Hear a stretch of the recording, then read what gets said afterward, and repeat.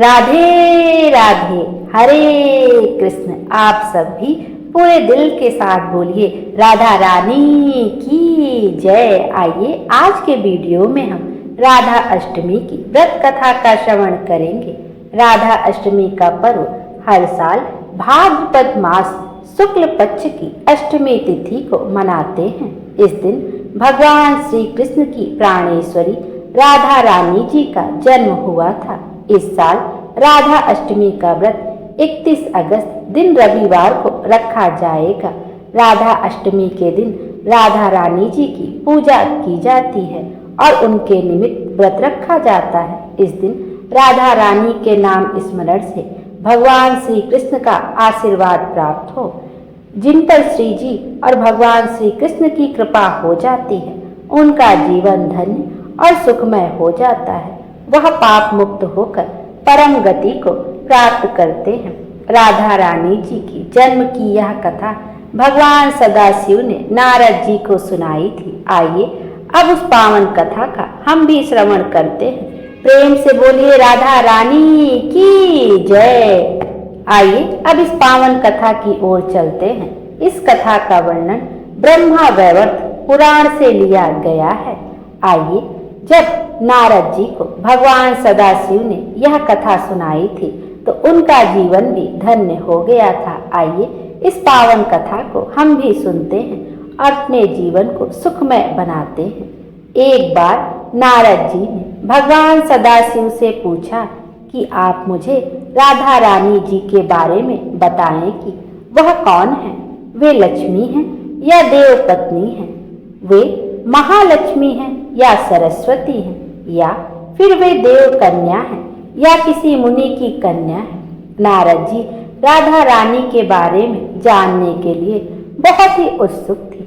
उनकी अवस्था को देखकर भगवान सदाशिव ने कहा कि राधा जी के रूप, सौंदर्य, गुण आदि का वर्णन कर पाना संभव नहीं है।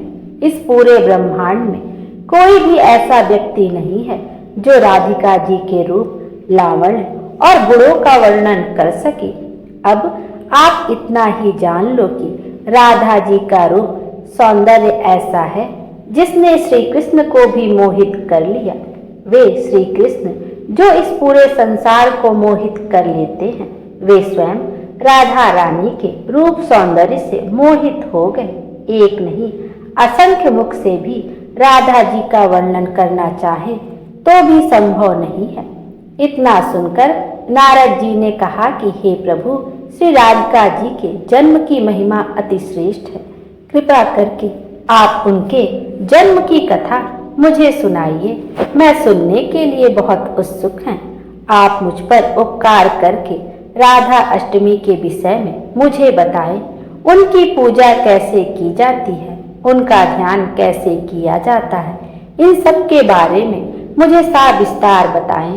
तब भगवान सदाशिव ने बताया कि राजा वृषभानु वृषभानुपुरी के एक उदार व्यक्ति थे। उनका कुल महान था और वे सभी शास्त्रों के ज्ञानी थे। उनके पास 8 सिद्धियां थी। उनके पास किसी भी वस्तु की कोई कमी नहीं थी। वे हमेशा भगवान श्री कृष्ण की आराधना किया करते थे। उनकी पत्नी का नाम श्री कीर्तिदा था। वे भी महान राजकुल में पैदा हुई थी। वे स्वयं महालक्ष्मी स्वरूपा थी, जो एक महापतिव्रता भी थी। उनके ही गर्भ से राधिका जी का भाद्रपद माह के शुक्ल पक्ष की अष्टमी को जन्म हुआ था। भगवान सदाशिव ने नारद जी को जन्म कथा के बाद राधा अष्टमी की पूजा के बारे में बताया। राधा अष्टमी के दिन व्यक्ति को व्रत रखना चाहिए। राधा कृष्ण के मंदिर में एक सुंदर मंडप बनावें। उसे ध्वजा, फूल और माला, नए वस्त्र, पताका, तोरण आदि से सजाएं। उस मंडप में 16 दल वाला कमल यंत्र बनाएं। उस पर भगवान श्री कृष्ण और राधा जी की मूर्ति को स्थापित करें। उनका मुख पश्चिम दिशा में रखें। उसके बाद उनका ध्यान करके पूजा सामग्री से विधि पूर्वक पूजा करें। राधा अष्टमी पर राधा कृष्ण की विधि पूर्वक पूजा करने और राधा अष्टमी की व्रत कथा सुनने से राधिका जी और भगवान श्री कृष्ण अति प्रसन्न होते हैं। वे अपने भक्तों पर दया करते हैं। उनकी कृपा से कष्ट, दुख, रोग, दारिद्र्य सब मिट जाता है। व्यक्ति प्रेम के रस से सराबोर हो जाता है। बोलिए राधा रानी की जय। जो मनुष्य भक्ति पूर्वक श्री राधा जन्माष्टमी का यह शुभ अनुष्ठान करता है, उसके विषय में सब देवतागण कहते हैं कि यही मनुष्य भूतल में राधा भक्त है। इस अष्टमी को दिन रात एक एक पहर पर विधि पूर्वक श्री राधा माधव की पूजा करें। इस राधा कृष्ण में अनुरक्त रसिक जनों के साथ आलाप करते हुए बारंबार श्री राधा कृष्ण को याद करें। इस प्रकार महोत्सव करके परम आनंदित होकर अंत में विधि पूर्वक साष्टांग प्रणाम करें। जो पुरुष अथवा नारी राधा भक्ति परायण होकर श्री राधा जन्म महोत्सव करता है, वह श्री राधा कृष्ण के सानिध्य में श्री वृंदावन में वास करता है। वह राधा भक्ति परायण होकर ब्रिजवासी बनता है। श्री राधा जन्म महोत्सव का गुण कीर्तन करने से मनुष्य भवबंधन से मुक्त हो जाता है। राधा नाम की तथा राधा जन्माष्टमी व्रत की महिमा जो मनुष्य राधा राधा कहता है तथा स्मरण करता है, वह सब तीर्थों के संस्कार से युक्त होकर सब प्रकार की विद्याओं में कुशल बनता है। जो राधा राधा कहता है, राधा राधा कहकर पूजा करता है, राधा राधा में जिसकी निष्ठा है, वह महाभाग श्री वृंदावन में ही श्री राधा का सहचर होता है। इस विश्व ब्रह्मांड में यह पृथ्वी धन्य है। पृथ्वी पर वृंदावनपुरी धन्य है। वृंदावन में सती श्री राधा जी धन्य है, जिनका ध्यान बड़े बड़े मुनिवर करते हैं, जो ब्रह्मा आदि देवताओं की परम आराध्या हैं, जिनकी सेवा देवता करते रहते हैं। उन श्री राधिका जी को जो भजता है, उसको मैं भजता हूँ। हे महाभाग, उनके उत्तम मंत्र का जप करो और रात दिन राधा राधा बोलते हुए नाम कीर्तन करो। जो मनुष्य कृष्ण के साथ राधा का राधे कृष्ण नाम कीर्तन करता है, उसके महात्म का वर्णन मैं नहीं कर सकता और न उसका पार पा सकता हूँ। राधा नाम स्मरण कदापि निष्फल नहीं जाता। यह सब तीर्थों का फल प्रदान करता है। श्री राधा जी सर्व तीर्थमयी है तथा ऐश्वर्यमयी है। श्री राधा भक्त के घर से कभी लक्ष्मी विमुख नहीं होती। हे नारद, उसके घर श्री राधा जी के साथ श्री कृष्ण वास करते हैं। श्री राधा कृष्ण जिनके इष्ट देवता हैं, उनके लिए यह श्रेष्ठ व्रत है। उनके घर में श्री हरि देह से मन से कदापि पृथक नहीं होते। यह सब सुनकर मुनि श्रेष्ठ नारद जी ने प्रणत होकर यथोक्त रीति से श्री राधा अष्टमी में यजन पूजन किया। जो मनुष्य इस लोक में राधा जन्माष्टमी व्रत की या कथा श्रवण करता है, वह सुखी, धनी और सर्वगुण संपन्न हो जाता है। जो मनुष्य भक्ति पूर्वक श्री राधा मंत्र जाप अथवा नाम स्मरण करता है, वह धर्मार्थी हो धर्म प्राप्त करता है, अर्थार्थी हो धन पाता है, कामार्थी हो पूर्ण कामी हो जाता है और मोक्षार्थी को मोक्ष प्राप्त करता है। कृष्ण भक्त वैष्णव सर्वदा अरण्य शरण होकर जब श्री राधा की भक्ति प्राप्त करता है, तो वह सुखी, विवेकी और निष्काम हो जाता है। बोलिए राधा रानी की जय। आइए अब राधा रानी जी के जन्म की दूसरी कथा का भी श्रवण करते हैं। पौराणिक कथाओं के अनुसार राधा माता गोलोक में श्री कृष्ण के साथ निवास करती थी। एक बार देवी राधा गोलोक से कहीं बाहर गई। जब वापस आई तो उन्होंने देखा कि कृष्ण भगवान गोलोक में नहीं है। उस समय भगवान श्री कृष्ण अपनी एक सखी विराजा के साथ गोलोक में घूम रहे थे। यह बात जब राधा जी को मालूम हुई तो उन्हें गुस्सा आ गया और वे सीधे उनके पास पहुंच गए। वहां पहुंचकर उन्होंने भगवान श्री कृष्ण को काफी भला बुरा कहा। राधा जी का यह व्यवहार भगवान श्री कृष्ण के मित्र श्री दामा को बुरा लगा और उन्होंने राधा जी को पृथ्वी पर जन्म लेने का श्राप दे दिया। राधा रानी को इतने गुस्से में देखकर कृष्ण भगवान की सखी विराजा भी वहां से चली गई। इस श्राप के बाद राधा जी ने बदले में श्री दामा को श्राप देते हुए राक्षस कुल में जन्म लेने का श्राप दे दिया।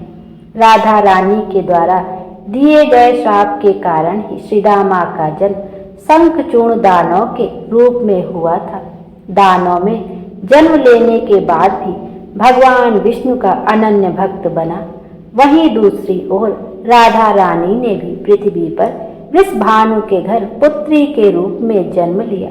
लेकिन राधा रानी वृषभानु जी की पत्नी देवी कीर्ति के गर्भ से नहीं जन्मी थी। दरअसल जिस समय श्री दामा और राधा रानी ने एक दूसरे को श्राप दिया, तब भगवान श्री कृष्ण ने राधा रानी से कहा कि आपको पृथ्वी पर देवी कीर्ति और वृषभानु जी की पुत्री के रूप में रहना है।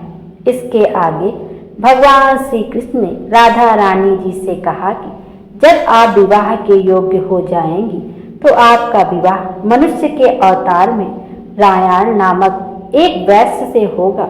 हालांकि वह भी मेरे अंश अवतारों में से ही एक होगा। आप धरती पर भी मेरी प्रियतम बनकर ही रहेंगी, परंतु हम दोनों को वहां बिछड़ने का दुख सहना होगा। हे राधा रानी, अब आप धरती पर जन्म लेने की तैयारी करें। सांसारिक दृष्टि में देवी कीर्ति गर्भवती हुई और उन्हें प्रसव भी हुआ, लेकिन देवी कीर्ति के गर्भ में योग माया की प्रेरणा से वायु का प्रवेश हुआ और उन्होंने वायु को ही जन्म दिया। जब वह प्रसव पीड़ा से गुजर रही थी, उसी समय वहां देवी राधा रानी एक प्यारी सी कन्या के रूप में प्रकट हो गई। जिस दिन राधा रानी प्रकट हुई वह भाद्रपद शुक्ल पक्ष अष्टमी का दिन था। इसीलिए भाद्रपद शुक्ल पक्ष अष्टमी को राधा रानी अष्टमी के रूप में जाना जाता है। इस दिन भगवान श्री कृष्ण और राधा रानी जी की पूजा की जाती है। इस व्रत को करने से हमें सभी सांसारिक सुख आनंद प्राप्त होते हैं। मान्यता के अनुसार इस व्रत को करने से धन की कभी कमी नहीं होती है और घर में बरकत ही बनी रहती है। बोलिए राधा रानी की जय। राधे राधे, हरे कृष्ण। आइए अब राधा रानी जी का नाम लेते हुए राधा अष्टमी की व्रत कथा का श्रवण करते हैं और अपने जीवन को धन्य बनाते हैं। पौराणिक कथाओं के अनुसार राधा माता गोलोक में श्री कृष्ण जी के साथ निवास करती थी। एक बार देवी राधा गोलोक से कहीं बाहर गई। जब वापस आई तो उन्होंने देखा कि कृष्ण भगवान गोलोक में नहीं है। उस समय भगवान श्री कृष्ण अपनी एक सखी विराजा के साथ गोलोक में घूम रहे थे। यह बात जब राधा जी को मालूम हुई तो उन्हें बहुत क्रोध आया और वे सीधे श्री कृष्ण जी के पास पहुंची। वहां पहुंचकर उन्होंने भगवान श्री कृष्ण को काफी भला बुरा कह दिया। राधा जी का यह व्यवहार भगवान श्री कृष्ण के मित्र श्री दामा को बुरा लगा और उन्होंने राधा जी को पृथ्वी पर जन्म लेने का श्राप दे दिया। राधा रानी को इतने गुस्से में देखकर कृष्ण भगवान की सखी विराजा भी वहां से चली गई। इस श्राप के बाद राधा जी ने बदले में श्री दामा को श्राप देते हुए राक्षस कुल में जन्म लेने का श्राप दे दिया। राधा रानी के द्वारा दिए गए श्राप के कारण ही श्री दामा का जन्म शंखचूर्ण दानव के रूप में हुआ था। दानव में जन्म लेने के बाद भी वह भगवान विष्णु का अनन्य भक्त बना। वहीं दूसरी ओर राधा रानी जी ने भी पृथ्वी पर वृषभानु के घर पुत्री के रूप में जन्म लिया। लेकिन राधा रानी वृषभानु जी की पत्नी देवी कीर्ति के गर्भ से नहीं जन्मी थी। दरअसल जिस समय श्री दामा और राधा रानी ने एक दूसरे को श्राप दिया, तब भगवान श्री कृष्ण ने राधा रानी जी से कहा कि आपको पृथ्वी पर देवी कीर्ति और वृषभानु जी की पुत्री के रूप में रहना है। इसके आगे भगवान श्री कृष्ण जी ने राधा रानी से कहा कि जब आप विवाह के योग्य हो जाएंगी तो आपका विवाह मनुष्य के अवतार में रायण नामक एक वैश्य से होगा। हालांकि वह भी मेरे अंश अवतारों में से ही एक होगा। आप धरती पर भी मेरी प्रियतम बनकर ही रहेंगी, परंतु हम दोनों को वहाँ बिछड़ने का दुख सहना होगा। हे राधा रानी, अब आप धरती पर जन्म लेने की तैयारी करें। सांसारिक दृष्टि में देवी कीर्ति गर्भवती हुई और उन्हें प्रसव भी हुआ, लेकिन देवी कीर्ति के गर्भ में योग माया की प्रेरणा से वायु का प्रवेश हुआ और उन्होंने वायु को ही जन्म दिया। जब वह प्रसव पीड़ा से गुजर रही थी, उसी समय वहां देवी राधा रानी एक प्यारी सी कन्या के रूप में प्रकट हो गई। जिस दिन राधा रानी प्रकट हुई वह भाद्रपद शुक्ल पक्ष अष्टमी का दिन था, इसीलिए भाद्रपद शुक्ल पक्ष अष्टमी को राधा रानी की अष्टमी के रूप में जाना जाता है। इस दिन भगवान श्री कृष्ण और राधा रानी जी की पूजा की जाती है। इस व्रत को करने से हमें सभी सांसारिक सुख आनंद प्राप्त होते हैं। मान्यताओं के अनुसार इस व्रत को करने से धन की कभी कमी नहीं होती है और घर में हमेशा बरकत बनी रहती है। बोलिए राधा रानी की जय, ब्रिज की महारानी की जय। राधे राधे। आइए अब राधा रानी जी की इस लीला का श्रवण करते हैं। एक बार नारद मुनि ने पृथ्वी लोक पर राधा नाम की महिमा सुनी और सुना कि वह श्री कृष्ण की सबसे बड़ी भक्त है। नारद जी को लगता था कि वह ही श्री हरि के सबसे बड़े भक्त हैं। अपने मन की शंका का निवारण करने के लिए नारद जी श्री कृष्ण जी के पास गए। श्री कृष्ण तो अंतर्यामी है, समझ गए कि नारद जी के मन में क्या शंका चल रही है। श्री कृष्ण जी ने सोचा नारद जी को राधा रानी के प्रेम और भक्ति का अनुभव करवाना ही पड़ेगा। जब नारद जी श्री कृष्ण के पास आए तो श्री कृष्ण जी अपना सिर पकड़कर बैठे थे। नारद जी ने श्री कृष्ण से पूछा कि प्रभु आपको क्या हुआ है। श्री कृष्ण जी कहने लगे कि नारद जी मेरे सर में बहुत दर्द है। नारद जी ने पूछा कि प्रभु आपकी इस दर्द का निवारण कैसे होगा। श्री कृष्ण जी ने कहा कि अगर कोई मेरा सच्चा भक्त अपने चरणों को धोकर उसका चरणामृत मुझे पिलाए तो मेरा सिर दर्द ठीक हो जाएगा। नारद जी सोचने लगे कि मैं ही श्री हरि का सबसे सच्चा भक्त हूँ, लेकिन श्री कृष्ण को अपने चरणों का चरणामृत पिलाने से मुझे नरक तुल्य पाप लगेगा, इसलिए ऐसा पाप मैं अपने सिर पर नहीं ले सकता। नारद जी ने रुक्मणी जी से और बाकी रानियों से इस समस्या को सुनाया, लेकिन कोई भी इस पाप को अपने सर पर लेने को तैयार ना हुआ। नारद जी को राधा रानी की याद आई कि वह भी तो श्री कृष्ण जी की सच्ची भक्त है।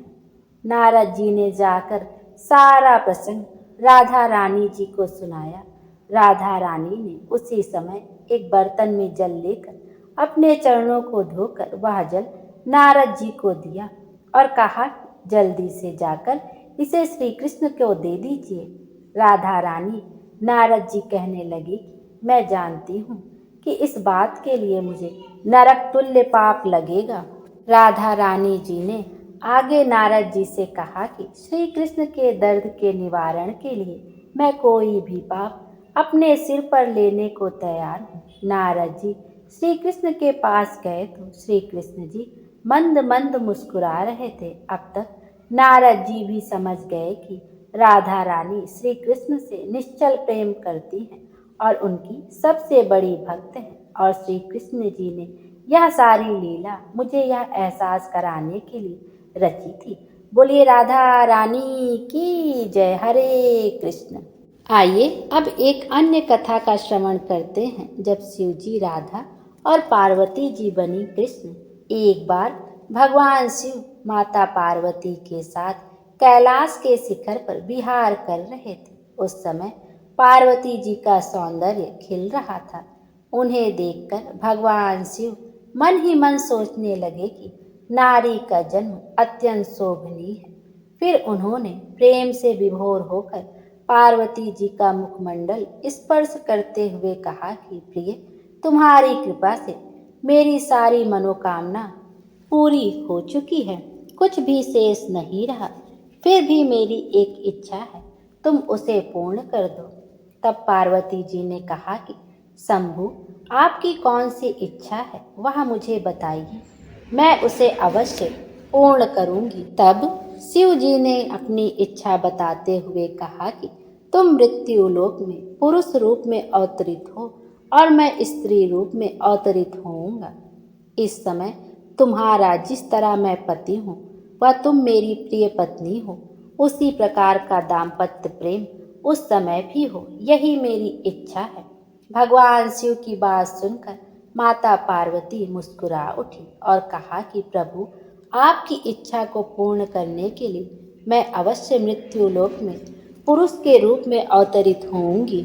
आपकी प्रसन्नता के लिए मैं पृथ्वी पर वासुदेव के घर पुरुष के रूप में जन्म लूंगी, लेकिन महादेव, आपको भी मेरी प्रसन्नता का ध्यान रखना होगा। भगवान शिव उत्सुकता पूर्वक बोले, देवी शीघ्र कहो, मैं तुम्हारी प्रसन्नता के लिए क्या करूं? तब उन्होंने कहा कि आपको भी स्त्री रूप में अवतरित होना होगा। भगवान शिव ने प्रसन्न होकर कहा कि मैं भी तुम्हारी प्राण सदृश्य वृषभानु की पुत्री राधा के रूप में प्रकट होकर तुम्हारे साथ विहार करूंगा।